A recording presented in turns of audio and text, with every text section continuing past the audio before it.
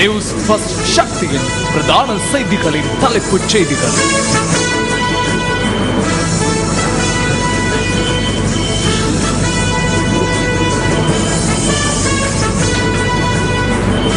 வணக்கம், இது news first weekend பிரதான செய்தியின் தலைப்புச் செய்திகள்.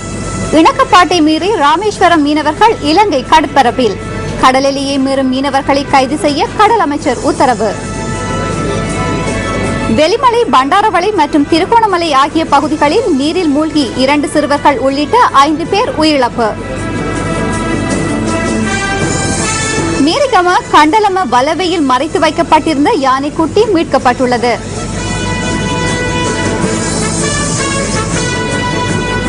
சிசு ஒன்றை வீதியில் கைவிட்டு சென்ற 2 கைது செய்யப்பட்டுள்ளனர். யுக்ரைனில் ஏதேனும் ராணுவ தலையீடு காணப்படுமாயின் பாரிய விளைவுகளை எதிர்கொள்ள நேரிடும் என பராக் ஒபாமா ரஷ்யாவுக்கு எச்சரிக்கை. இவை உள்ளிட்ட மேலும் பல உள்நாட்டு, வெளிநாட்டு மற்றும் விளையாட்டு செய்திகளுடன் நியூஸ் ஃபர்ஸ்டின் பிரதான கலையகத்தில் சந்திரிகா. நன்றி ஜனனி. அவை இன்றைய தலைப்புச் செய்திகள். இனி விரிவான செய்திகள்.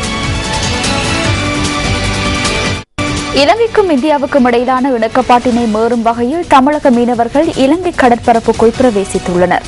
2 நாடுகளுக்கும் இடையே கடந்த ஜனவரி மாதம் 27ஆம் தேதி சென்னையில் ஏற்படுத்திக் கொள்ளப்பட்ட இணக்கப்பாட்டையே ராமேஸ்வரம் மீனவர்கள் மீறியுள்ளதாக தி ஹிந்து செய்தி வெளியிட்டுள்ளது.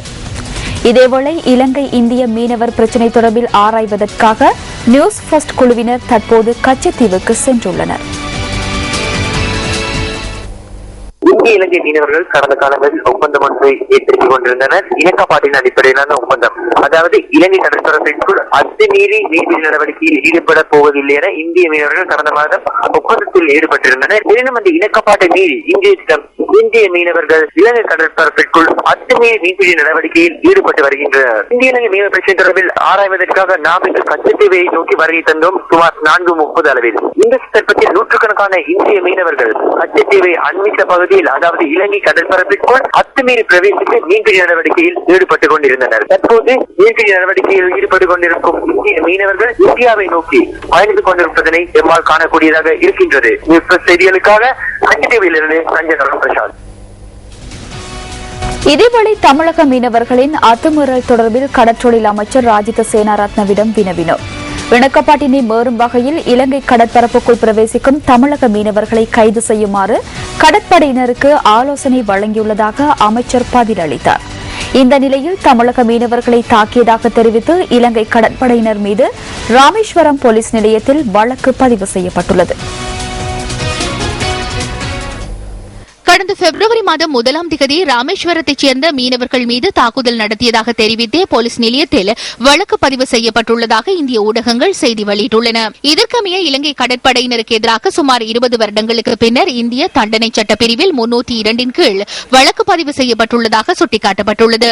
எவ்வாறாயினும் இந்த நடவடிக்கை தமிழக மீனவர்களை ஏமாற்றும் செயல் என்று ராமேஸ்வரம் மீனவர்கள் தெரிவித்துள்ளனர். அரசியல் லாபத்தை நோக்காக கொண்டே ஆட்சியாளர்கள் இந்த நடவடிக்கைகளை மீள ஆரம்பித்துள்ளதாகவும் இதனூடாக இலங்கை கடற்படையினருக்கு எதிராக நடவடிக்கை மேற்கொள்ள முடியாதென்றும் அவர்கள் சுட்டிக்காட்டியுள்ளனர்.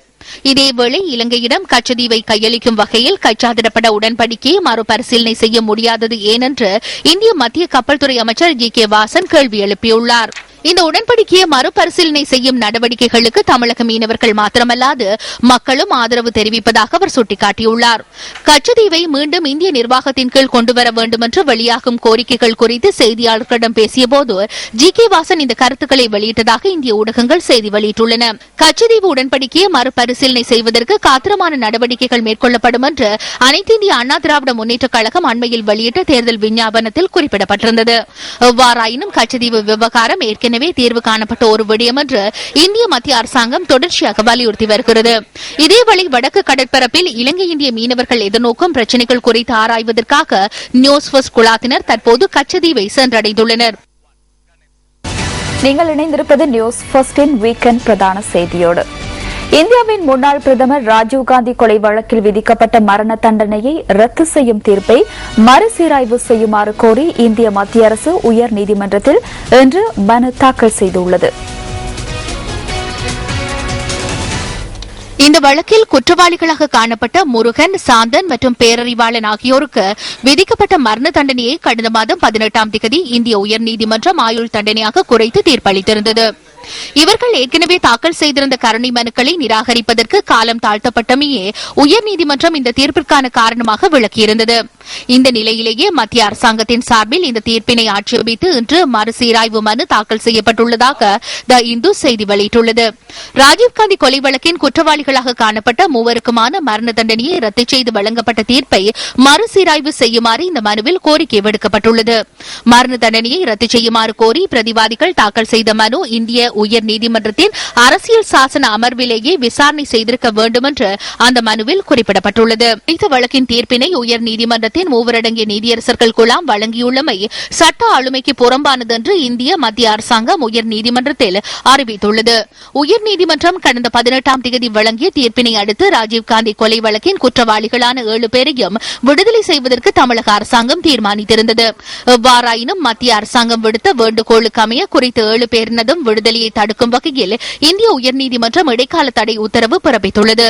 இதனிடையே ராஜீவ்காந்தி கொலை வழக்கில் குற்றம் சாட்டப்பட்டவர்களை விடுதலை செய்வதற்கு எதிர்ப்பு தெரிவிக்கும் இந்திய மத்திய அரசை கண்டித்து கண்டன ஆர்ப்பாட்டம் நடத்தப்போவதாக மறுமலர்ச்சி திராவிட முன்னேற்றக் கழகம் அறிவித்துள்ளது.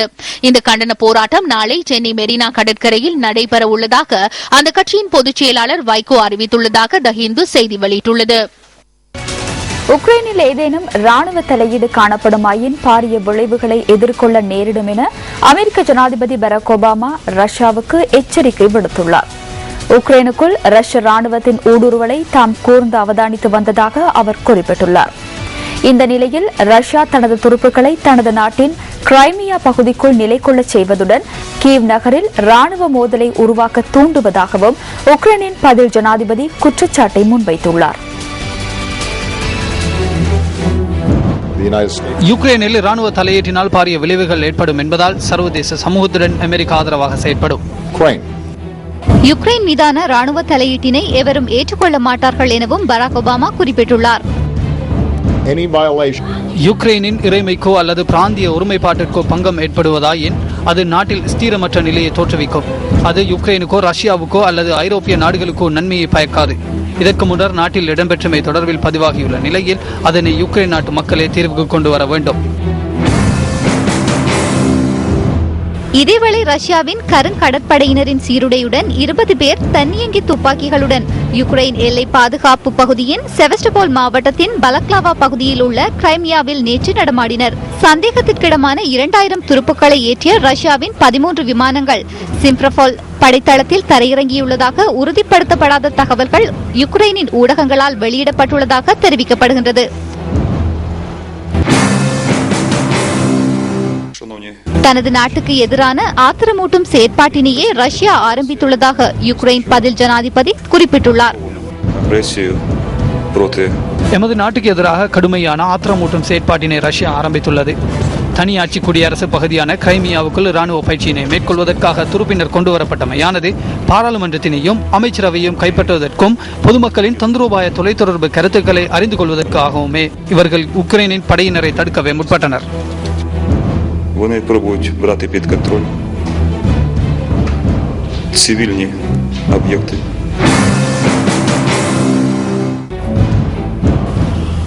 இந்நிலையில் இடம்பெறும் சகல செயற்பாடுகளும் ஏற்படுத்திக் கொண்ட உடன்படிக்கைக்கு அமைவாகவே என ரஷ்யாவின் ஐக்கிய நாடுகளின் தூதுவர் விட்டலி செர்கின் குறிப்பிடுகின்றார். Well, of course, as you know, we have an agreement with Ukraine on the presence of the Russian Sevastopol படைத்தளத்தை நடத்தி செல்வதற்கும் அதில் ரஷ்யாவின் கருங்கடற்படையினரை அமர்த்துவதற்கும் யுக்ரைனுடன் ஒரு உடன்படிக்கை ஒன்றை ஏற்படுத்திக் கொண்டமை நீங்கள் அறிந்த விடயமே. அந்த உடன்பாட்டுக்கு அமையவே நாங்கள் செயற்படுகின்றோம். யுக்ரைனில் அவசர ஜனாதிபதி தேர்தல் நடத்தப்படுவதற்கு தடை விதிக்கப்பட்டுள்ளது. இதனால் நாட்டில் அடுத்த போராட்டம் ஆரம்பிக்கின்றது. அத்துடன் வேறு பிராந்தியங்களினதோ அல்லது அரசியல் அழுத்தங்களின் தலையீட்டினை அவர்கள் தடுப்பதற்கு முயற்சிக்க வேண்டும். to stop trying to intimidate other regions and other political forces. இந்த நிலையில் ஐக்கிய நாடுகளின் பாதுகாப்பு பேரவையின் ஒத்துழைப்பு அவசியம் என யுக்ரைனின் ஐநா தூதுவர் யூரி சேஜியவ் குறிப்பிட்டுள்ளார். We asked the Security Council to consider the situation. யுக்ரைனின் நிலைமை தொடர்பில் கூர்ந்து அவதானிக்குமாறு பாதுகாப்பு பேரவையிடம் நாம் கேட்டிருந்தோம். அபாயகரமான நிலைமைக்கு தள்ளப்படல் மற்றும் சர்வதேச சமூகத்தின் சமாதானம் பிராந்திய ஒற்றுமைக்கான சவால் விடுப்பதனை தடுக்கும் வகையில் தேவையான நடவடிக்கைகளை மேற்கொண்டு எமக்கு ஒத்துழைப்பு வழங்குமாறு கோரியிருந்தோம். Challenging the international peace and challenging our territorial integrity. ரஷ்யாவின் சிறியளவான பின்புலத்துடன் ஐரோப்பிய ஒன்றியத்தின் வர்த்தக நடவடிக்கையினை ஜனாதிபதி விக்டர் யானுகோவிச் நிராகரித்தமையினை அடுத்து கடந்த நவம்பர் மாதம் யுக்ரைனில் அரசியல் நெருக்கடிகள் ஆரம்பமாகின. இதனையடுத்து பல்லாயிரத்துக்கும் மேற்பட்ட மக்கள் ஒன்றிணைந்து ஜனாதிபதியை பதவியிலிருந்து ராஜினாமா செய்ய கோரியும் ஐரோப்பிய ஒன்றியத்துடன் உறவினை பேணுமாறு கோரியும் ஆர்ப்பாட்டம் உக்கிரமடைந்தது. விக்டர் யானுகோவிச் பதவியிலிருந்து வெளியேறியதைத் தொடர்ந்து கிரைமியாவில் பதட்டம் தொடர்ந்து அதிகரித்துள்ளது. நியூஸ் ஃபர்ஸ்டின் வீக்கெண்ட் பிரதான செய்தி தொடர்கின்றது. எதிர்வரும் 29ஆம் தேதி மாகாண சபை தேர்தல் நடைபெற உள்ளது. இந்த நிலையில் தேர்தல் மேடைகளில் வேட்பாளர்கள் மற்றும் அரசியல் கட்சிகளின் பிரதிநிதிகள் வெளியிட்ட கருத்துக்கள் அடுத்து.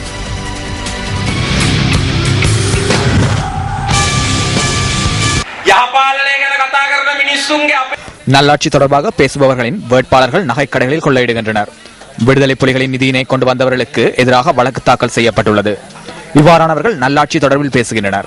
மேல் மாகாண சபை தேர்தலில் பல்வேறு அரசியல் குழுக்கள் களமிறங்கியுள்ளன. ஐக்கிய மக்கள் சுதந்திர கூட்டமைப்பு, ஐக்கிய தேசிய கட்சி, ஜனநாயக கட்சி மற்றும் மக்கள் விடுதலை முன்னணி ஆகிய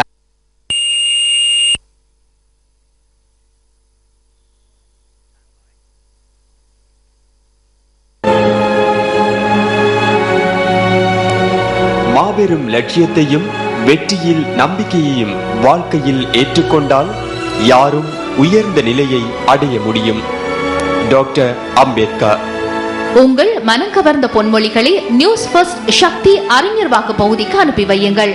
மின்னஞ்சல் முகவரி newsfirst@maharaja.lk.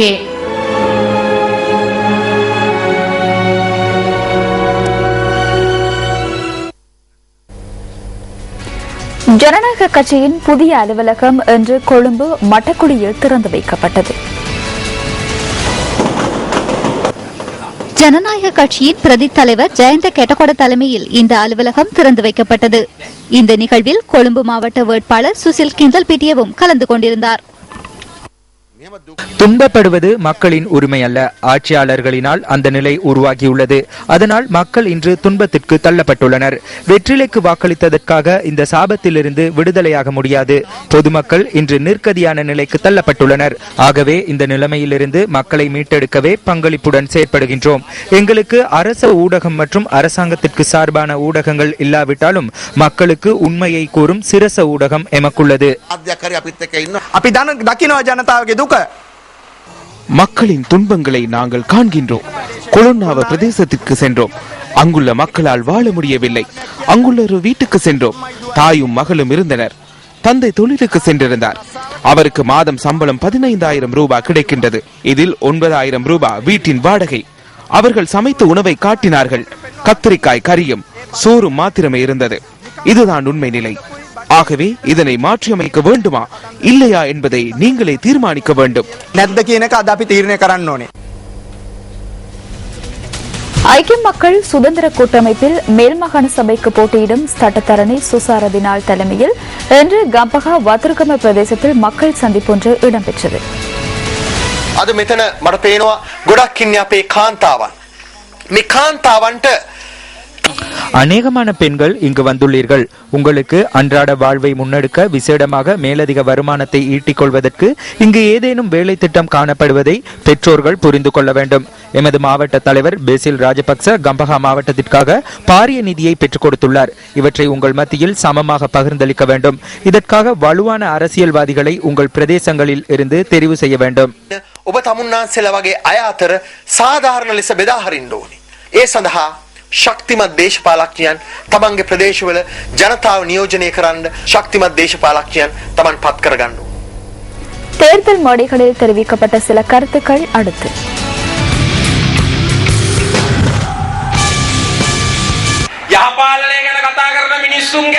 நல்லாட்சி தொடர்பாக பேசுபவர்களின் வேட்பாளர்கள் நகைக்கடைகளில் கொள்ளையிடுகின்றனர். விடுதலை புலிகளின் நிதியினை கொண்டு வந்தவர்களுக்கு எதிராக வழக்கு தாக்கல் செய்யப்பட்டுள்ளது. இவ்வாறானவர்கள் நல்லாட்சி தொடர்பில் பேசுகின்றனர். மேல் மாகாண சபை தேர்தலில் பல்வேறு அரசியல் குழுக்கள் களமிறங்கியுள்ளன. ஐக்கிய மக்கள் சுதந்திர கூட்டமைப்பு, ஐக்கிய தேசிய கட்சி, ஜனநாயக கட்சி மற்றும் மக்கள் விடுதலை முன்னணி ஆகிய அரசியல் கட்சிகள் தேர்தல் களத்தில் முகாமிட்டுள்ளன. ஆனால் இவற்றுக்கு மத்தியில் ஐக்கிய மக்கள் சுதந்திர கூட்டமைப்பு மாத்திரமே தேசப்பற்றுக்கான முகாமையிட்டுள்ளது.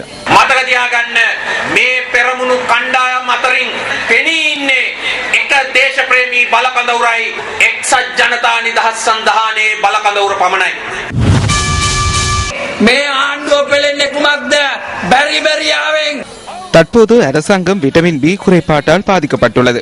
இதனை ஈடு செய்ய ஐக்கிய தேசிய கட்சியால் முடியாது. ஐக்கிய தேசிய கட்சிக்கு மந்த போசனம் ஏற்பட்டுள்ளது. ஆகவே விட்டமின் பி உள்ளிட்ட அனைத்து போசாக்கினாலும் பூரணமாக மக்கள் விடுதலை முன்னணியால் மாத்திரமே பதிலடி கொடுக்க முடியும்.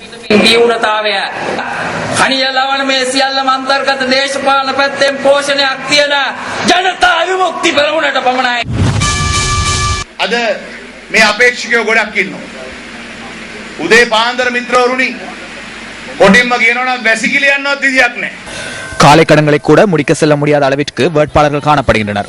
இவர்களை ஒரு தடவையினும் கண்டதில்லை. நமது ஊருக்கு குறைந்தது வாளி வழங்கியிருந்தாலும் அவருக்கு வாக்களிக்கலாம். மிருக வைத்தியராவேனும் இருந்திருக்க வேண்டும். பசுவிற்கு ஏதேனும் வைத்தியம் பார்த்திருக்க வேண்டும். ඡන්දයක් දෙනවනම් මගේ නම් ක්‍රමයක් තියෙනවා. ගමඩ දෙයක් කරලා තියෙන්න ඕන. අඩු ගානේ අපේ ගමේකට වතුර බාල්දියක් කර දීලා තියෙන්න ඕන. අඩු ගානේ මහප්ප හරක් වෙලෙක් කරි වෙන්න ඕනේ. අඩු ගානේ මිනිස්සුන්ට නැත්තම් හරකෙකුට හරි වෙදකම් කරලා තියෙන්න ඕන. ඔයා ගන්න බැරි වෙච්ච ඒවා ඔක්කොම ආණ්ඩුව කරේ. அமைச்சர் ரெஸ்மி திசாநாயக்கு ஒரு நாள் பாராளுமன்றத்தில் என் அருகில் நெருங்கி உங்களுக்கு ஒரு விடயம் தெரியுமா என்று கேட்டார். அதற்கு எனக்கு தெரியாத பல விடயங்களை நீங்கள் அறிவீர்கள் என கூறினேன். அதற்கு அவர் கண்டுபிடிக்க முடியாத பின்னணியில் அரசாங்கம் உள்ளதாக கூறினார். கசினோ விளையாடினீர்கள் என்றேன். ஆம், நான் விளையாடினேன். மேலும் பல விடயத்தை கூறவா? எமது நாட்டின் போலீசார் சிறந்த திறமையானவர்கள். நாட்டில் சர்ச்சைகள் ஏற்படுத்திய பல விடயங்களை போலீசார் கண்டுபிடித்துள்ளனர். ஆனால் கண்டுபிடிக்க முடியாத பல விடயங்கள் உள்ளன. அவை அனைத்தையும் அரசாங்கமே செய்தது என கூறினார்.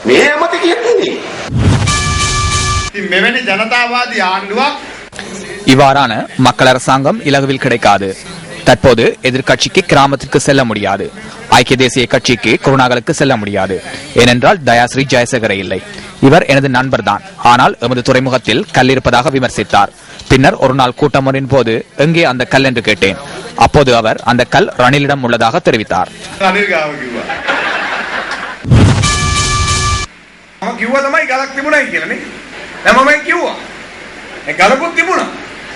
அங்கு கல் இருப்பதாக நான் கூறவில்லை. கல் இருந்தது, அதனை உடைத்து அங்கு கப்பல் வரவில்லை. ஆனால் தற்போது கப்பல் வருகின்றது. இதற்காகவே அன்று அவ்வாறு கூறினோம். எதிர்கட்சியில் இருக்கும் போது அவ்வாறுதான். இல்லாதவற்றையும் கூற வேண்டும். ரணில் விக்ரமசிங்க பொய்யை உருவாக்கி ஏனையவர்களை பிடித்துக் கொள்வதற்காக அதனை வீசுவார்.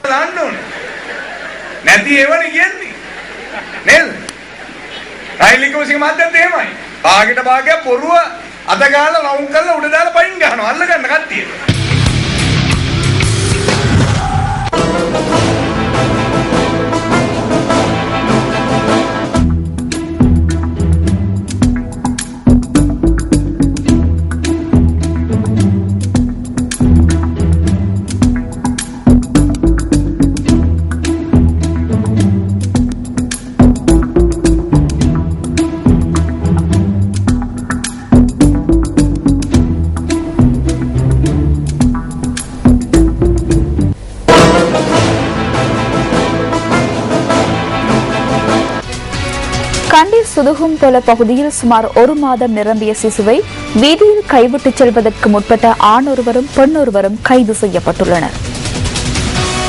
சுதுகும்பொல பகுதி வீடொன்றிற்கு அருகில் இந்த சிசு இன்று அதிகாலை கைவிடப்பட்டுள்ளது. அருகில் இருந்த வீட்டு உரிமையாளரான பெண்ணுக்கு குழந்தையொன்றின் அழுகுரல் கேட்டுள்ளது. அதனைத் தொடர்ந்து தேடி பார்த்த வீட்டின் உரிமையாளர் குழந்தையொன்று இருப்பதனை அடையாளம் கண்டுள்ளார். இந்த இடத்தில்தான் குழந்தை கைவிடப்பட்டிருந்தது. நுழைவாயிலுக்கு அருகில் துணி ஒன்றில் சுற்றியவாறு இந்த குழந்தை காணப்பட்டது. குழந்தை அழுததால் நான் தூக்கினேன். நுழைவாயிலை திறந்து குழந்தையை தூக்கினோம். பின்னர் போலீசாருக்கு அறிவித்தோம். அவர்கள் வந்து குழந்தையை கொண்டு சென்றனர். கண்டி போலீசார் சம்பவ இடத்திற்கு வருகை தந்து விசாரணை நடத்தியதன் பின்னர் குழந்தையை பொறுப்பேற்று கொண்டு சென்றனர். கிடைக்கப்பெற்ற தகவல்களுக்கு அமைய முன்னெடுக்கப்பட்ட விசாரணைகளின் போது சந்தேகத்தின் பேரில் அங்கிருந்த ஆண் ஒருவரும் பெண் ஒருவரும் கைது செய்யப்பட்டதாக போலீஸ் ஊடகப் பிரிவு தெரிவித்துள்ளது. அவர்களிடம் மேற்கொள்ளப்பட்ட விசாரணைகளில் இருந்து குறித்த குழந்தையின் பெற்றோர்கள் தாம் என்பதை அவர்கள் உறுதிப்படுத்தியுள்ளனர். கொழும்பில் ஆடை தொழிற்சாலை ஒன்றில் பணியாற்றும் 23 மற்றும் 24 வயதுடைய இருவரே இவ்வாறு கைது செய்யப்பட்டுள்ளதாக போலீசார் தெரிவித்தனர். இவர்கள் ஹட்டன் கொட்டகாவத்தையில் வசிக்கின்ற நிலையில் இருவரும் சட்டப்பூர்வமாக திருமணமாகாதவர்கள் என தெரியவந்துள்ளது. இந்த நிலையில் பேராதனையில் அமைந்துள்ள அரசு சிறுவர் குழந்தைகள் காப்பகத்தில் குறித்த குழந்தையை ஒப்படைக்குமாறு கண்டி நீதவான் உத்தரவிட்டுள்ளார். சந்தேக நபர்கள் இருவரும் விளக்கமறியலில் வைக்கப்பட்டுள்ளனர். வெளிமடு, பண்டாரவள மற்றும் திருகோணமலை ஆகிய பகுதிகளில் நீரில் மூழ்கி 2 சிறுவர்கள் உள்ளிட்ட 5 பேர் உயிரிழந்துள்ளனர். பண்டாரவளை பனன்கல வாவியில் மூழ்கி 2 இளைஞர்கள் என்று உயிரிழந்தனர். மேலும் சிலருடன் பாவியில் குளிக்க சென்ற சந்தர்ப்பத்தில் இவர்கள் நீரில் மூழ்கி இருப்பதாக போலீஸ் ஊடக பேச்சாளரும் சிரேஷ்ட போலீஸ் அத்தியட்சகருமான அஜித் ரோகன தெரிவித்தார். சம்பவத்தில் 18 வயதான 2 இளைஞர்களை உயிரிழந்துள்ளனர். இவர்களுடன் நீரில் மூழ்கிய மேலும் 3 இளைஞர்களை பிரதேச மக்கள் காப்பாற்றியுள்ளனர். தண்ணீர் ஓடி விளாண்டு அம்மிக்கிட்ட 5 பேரும் 3 பேரை காப்பாத்தாச்சு, 2 பேரை காப்பாற்ற. இது நடக்கிற நேரம் 1:15 இருக்கும். மற்ற 3 பேர்த்தை காப்பாற்றுறப்ப 2 பேரை காப்பாற்றலாம் போயிடுச்சு. இதேவழி திருகோணமலை நிலாவளி புறாமலை தீவு கடலில் மூழ்கி சீன யுவதி ஒருவர் உயிரிழந்துள்ளார். புறாமலை தீவு கடலில் குளிக்க சென்ற போது இன்று காலை 10:30 அளவில் நீரில் மூழ்கி இந்த யுவதி உயிரிழந்ததாக போலீஸ் ஊடக பிரிவு தெரிவித்தது. உயிரிழந்த 22 வயதான சீன யுவதியின் சடலம் நிலாவளி பிரதேச வைத்தியசாலையில் வைக்கப்பட்டுள்ளது. நீதிவான் விசாரணைகள் மற்றும் பிரேத பரிசோதனைகளை நடத்துவதற்கு நடவடிக்கைகள் முன்னெடுக்கப்பட்டுள்ளன. சம்பவம் தொடர்பில் குச்சவெளி போலீசார் விசாரணைகளை முன்னெடுத்து வருகின்றனர்.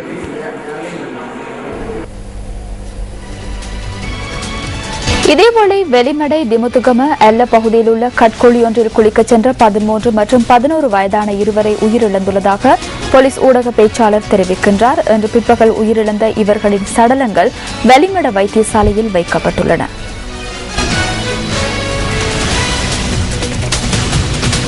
கிராமத்தில் உள்ள குத்துச்சண்டை வீரர்களின் திறமைகளை சர்வதேச தரத்துக்கு கொண்டு செல்லும் நோக்கோடு முன்னெடுக்கப்படும் சூப்பர் ஃபைட்டர் போட்டிகளின் 2ஆம் சுற்றுக்கு வீரர்களை தெரிவு செய்யும் போட்டிகள் இன்று மாத்தறையில் இடம்பெற்றன. மாத்தறையில் முன்னெடுக்கப்பட்ட சூப்பர் ஃபைட்டர் போட்டிகளின் 7ஆம் கட்டமாக பாணந்துறையில் இன்று நடைபெற்றன. அது தொடர்பான விரிவான தகவல்களை தொடரும் எமது செய்திகளில் எதிர்பாருங்கள். அடுத்து சக்தியின் தேடலில்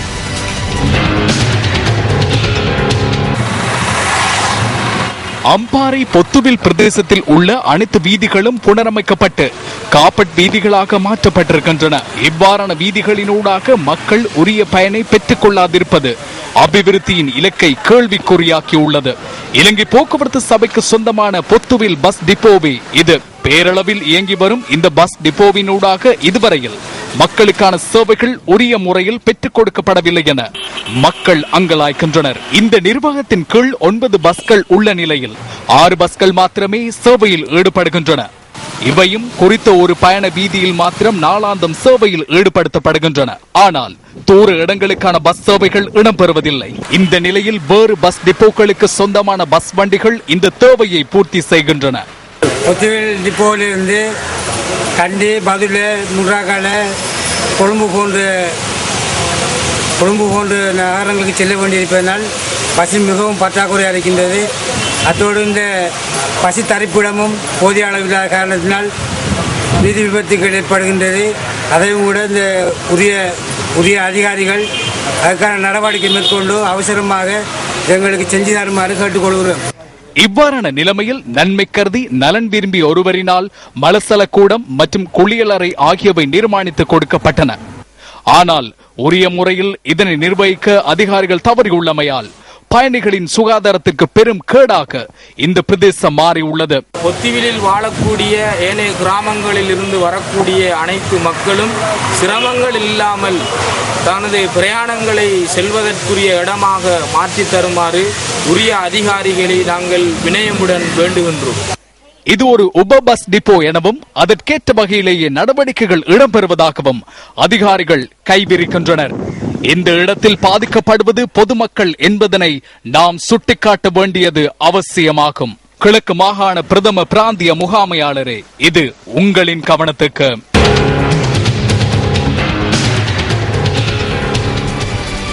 சர்வதேச தர்ம தம்ம மாநாட்டின் 2வது நாள் இன்றாகும். தம்பதிவ சாஞ்சிக்கு அருகில் உள்ள போபால் நகரத்தில் இந்த மாநாடு நடைபெறுகின்றது. இந்த மாநாட்டின் தொனிப்பொருளாக அழகியற்கலை வளம் மற்றும் தர்ம மரபுகளின் உரித்துக்கள் என்று அர்த்தப்படுத்தப்பட்டுள்ளது. பூட்டான் இளவரசி ஜென்சோக் மற்றும் கலாநிதி சரத் அமுனுகம உட்பட கனடா, ஆஸ்திரேலியா, அமெரிக்கா மற்றும் பூட்டான் உட்பட 16 நாடுகளின் பிரதிநிதிகள் இந்த மாநாட்டில் கலந்து கொண்டுள்ளனர். சாஞ்சியில் ஆரம்பிக்கப்பட உள்ள பௌத்த பல்கலைக்கழகத்தின் முன்னேற்றங்கள் மற்றும் அதனுடன் தொடர்புபட்ட விடயங்கள் குறித்து இந்த மாநாட்டின் போது பேசப்பட்டதாக ஸ்ரீலங்கா மாபோதி சங்கத்தின் தலைவர் பானகல உபதேச தேரர் நியூஸ் ஃபர்ஸ்டுக்கு தெரிவித்தார். சாஞ்சியில் ஆரம்பிக்கப்பட உள்ள பௌத்த பல்கலைக்கழகம் செயற்பாடுகள் தொடர்பில் விவாதத்தை ஏற்படுத்தி அதனூடாக கவனத்தை ஈர்ப்பதும் இந்த மாநாட்டின் எதிர்பார்ப்பாகும்.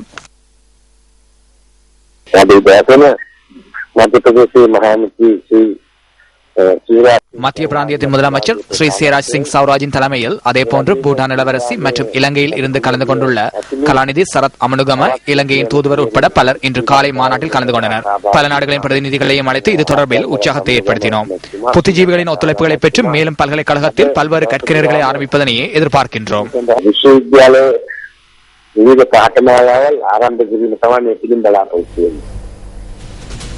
யாழ்ப்பாணத்தில் பல்வேறு திட்டமிட்ட குற்றச்செயல்களில் ஈடுபட்டதன் பேரில் கைதாகி தடுத்து வைக்கப்பட்டுள்ள ஆவா குழுவின் தலைவர் என கூறப்படும் பிரதான சந்தேக நபரின் விளக்கமறியல் நீடிக்கப்பட்டுள்ளது. யாழ் நீதவான் நீதிமன்றத்தில் நீதவான் பெருமாள் சிவக்குமார் முன்னிலையில் கோப்பாய் போலீசாரால் சந்தேக நபர் நேற்று ஆஜர் செய்யப்பட்டிருந்தார். இதன்போது அவரை எதிர்வரும் 13ஆம் தேதி வரை தொடர்ந்து விளக்கமறியலில் வைக்குமாறு உத்தரவிடப்பட்டது. யாழ் பிரதேசத்தில் இடம்பெற்ற பல்வேறு குற்றச் செயல்களுடன் தொடர்புபட்டிருந்த குற்றச்சாட்டின் பேரில் கோப்பாய் மற்றும் அச்சுவேலி போலீசாரால் ஆவா குழுவைச் சேர்ந்த 11 உறுப்பினர்கள் கைது செய்யப்பட்டிருந்தனர். அத்துடன் இந்த உறுப்பினர்களிடமிருந்து கைக்குண்டுகள், மோட்டார் சைக்கிள்கள், வாள்கள் உள்ளிட்ட பல ஆயுதங்களையும் போலீசார் கைப்பற்றியிருந்தனர். ஜனவரி மாதம் 31ஆம் தேதி இடம்பெற்ற வழக்கு விசாரணையின் போது ஆவா குழுவின் 8 உறுப்பினர்கள் நிபந்தனையுடன் பிணையில் விடுவிக்கப்பட்டிருந்தமை குறிப்பிடத்தக்கது. ஏனைய மூவரும் கடந்த பிப்ரவரி 13ஆம் தேதி நீதிமன்றத்தில் ஆஜர் செய்யப்பட்ட போது ஆவா குழுவின் தலைவர் எனப்படும் பிரதான சந்தேக நபரை தவிர எஞ்சிய இருவரும் தலா 5 லட்சம் ரூபாய் வீதம் 3 சரீர பிணைகளில் விடுவிக்கப்பட்டனர். கைக்குண்டுகளை வைத்திருந்ததாக பிரதான சந்தேக நபர் மீது குற்றப்பத்திரிகை தாக்கல் செய்யப்பட்டுள்ளதால் அவரை தொடர்ந்து விளக்கமறியலில் வைக்குமாறு நீதவான் உத்தரவிட்டமை குறிப்பிடத்தக்கது. மட்டக்களப்பு கொடுவாமடு காளி கோயில் வீதியில் இடம்பெற்ற வாகன விபத்தில் 8 வயது சிறுவன் உயிரிழந்துள்ளான். தனது நண்பர்களுடன் விளையாடிக் கொண்டிருந்த போது வீதியால் சென்ற உளவு இயந்திரத்தில் சிக்குண்டு சிறுவன் நேற்று மாலை உயிரிழந்ததாக போலீசார் தெரிவித்தனர்.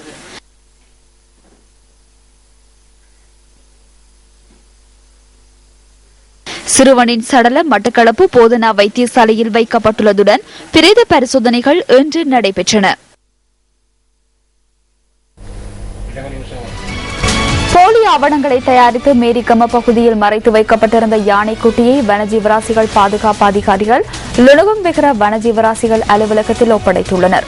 யானைக்குட்டியின் சுகாதார பரிசோதனைகளின் பின்னர் உடவளவ யானைகள் சரணாலயத்துக்கு அனுப்பப்பட உள்ளதாக வனஜீவராசிகள் திணைக்களத்தின் உயர் அதிகாரி ஒருவர் தெரிவித்தார். இதுடன் நியூஸ் ஃபர்ஸ்டின் 8 மணி வீக்கெண்ட் பிரதான செய்தி நிறைவு பெறுகின்றது. வணக்கம். Hotline 0114-896-896 www.newsfirst.lk. Feedback at newsfirst.lk.